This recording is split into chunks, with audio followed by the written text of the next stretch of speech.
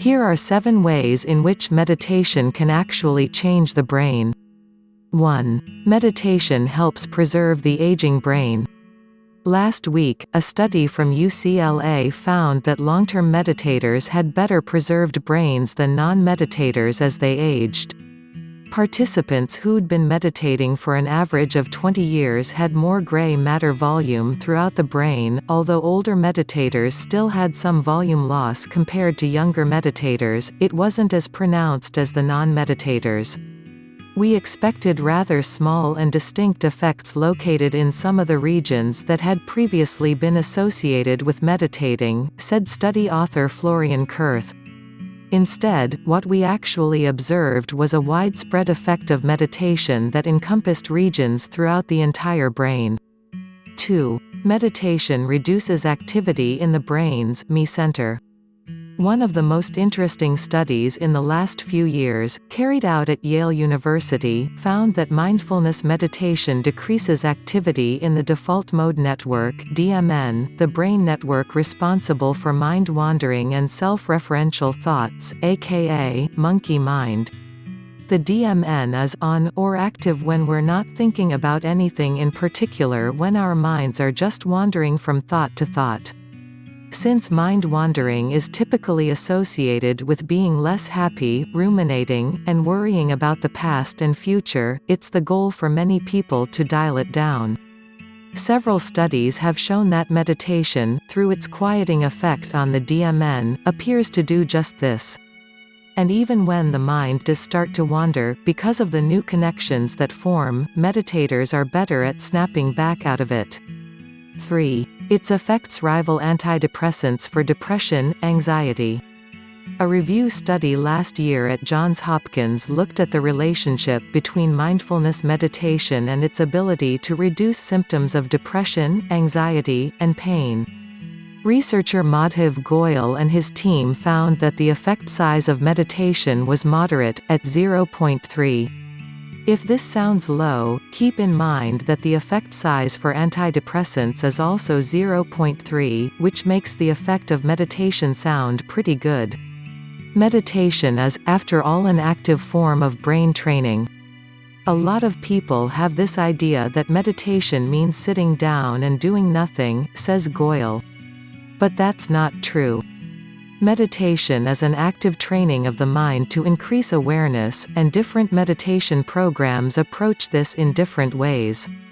Meditation isn't a magic bullet for depression, as no treatment is, but it's one of the tools that may help manage symptoms. 4. Meditation may lead to volume changes in key areas of the brain. In 2011, Sara Lazar and her team at Harvard found that mindfulness meditation can actually change the structure of the brain. 8 weeks of mindfulness-based stress reduction (MBSR) was found to increase cortical thickness in the hippocampus, which governs learning and memory, and in certain areas of the brain that play roles in emotion regulation and self-referential processing. There were also decreases in brain cell volume in the amygdala, which is responsible for fear, anxiety, and stress, and these changes matched the participants' self-reports of their stress levels, indicating that meditation not only changes the brain, but it changes our subjective perception and feelings as well. In fact, a follow-up study by Lazar's team found that after meditation training, changes in brain areas linked to mood and arousal were also linked to improvements in how participants said they felt, i.e., their psychological well-being. So for anyone who says that activated blobs in the brain don't necessarily mean anything, our subjective experience, improved mood and well-being, does indeed seem to be shifted through meditation as well. 5. Just a few days of training improves concentration and attention.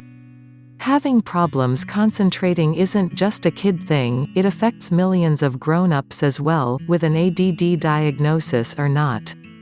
Interestingly but not surprisingly, one of the central benefits of meditation is that it improves attention and concentration. One recent study found that just a couple of weeks of meditation training helped people's focus and memory during the verbal reasoning section of the GRE. In fact, the increase in score was equivalent to 16 percentile points, which is nothing to sneeze at. Since the strong focus of attention on an object, idea, or activity is one of the central aims of meditation, it's not so surprising that meditation should help people's cognitive skills on the job, too, but it's nice to have science confirm it. And everyone can use a little extra assistance on standardized tests. 6. Meditation reduces anxiety, and social anxiety.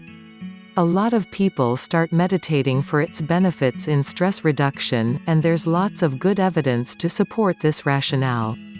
There's a whole newer subgenre of meditation, mentioned earlier, called mindfulness-based stress reduction (MBSR), developed by John Kabat-Zinn at the University of Massachusetts Center for Mindfulness, now available all over the country, that aims to reduce a person's stress level, physically and mentally. Studies have shown its benefits in reducing anxiety, even years after the initial 8-week course. Research has also shown that mindfulness meditation, in contrast to attending to the breath only, can reduce anxiety, and that these changes seem to be mediated through the brain regions associated with those self-referential, me-centered thoughts. Mindfulness meditation has also been shown to help people with social anxiety disorder. A Stanford University team found that MBSR brought about changes in brain regions involved in attention, as well as relief from symptoms of social anxiety. 7. Meditation can help with addiction. A growing number of studies have shown that, given its effects on the self-control regions of the brain, meditation can be very effective in helping people recover from various types of addiction. One study, for example, pitted mindfulness training against the American Lung Association's Freedom from Smoking (FFS) program and found that people who learned mindfulness were many times more likely to have quit smoking by the end of the training, and at 17 weeks follow-up, than those in the conventional treatment. This may be because meditation helps people decouple the state of craving from the act of smoking, so the one doesn't always have to lead to the other, but rather you fully experience and ride out the wave of craving, until it passes. Other research has found that mindfulness training, mindfulness-based cognitive therapy (MBCT), and mindfulness-based relapse prevention (MBRP) can be helpful in treating other forms of addiction.